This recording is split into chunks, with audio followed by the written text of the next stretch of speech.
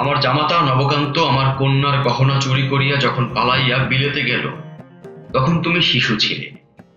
তাহার পর 5 বছর বাদে সে যখন ব্যারিস্টার হইয়া দেশে ফিরিয়া আসিল, তখন পাড়ায় যে একটা গোলমাল বাঁধিল, তোমার বোধ করি কিছু কিছু মনে থাকিতে পারে, কিংবা তুমি নাও জানিতে পারো।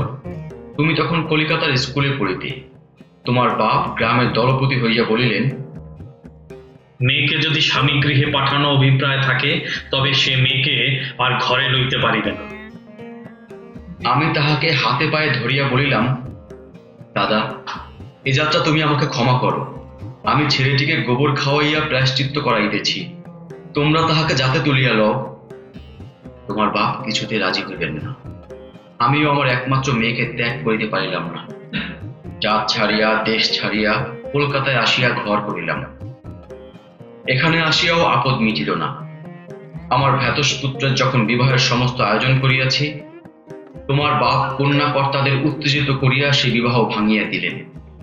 আমি প্রতিজ্ঞা করিলাম, যদি ইহার প্রতিশোধ না লই, তবে আমি ব্রাহ্মণের ছেলে নহি।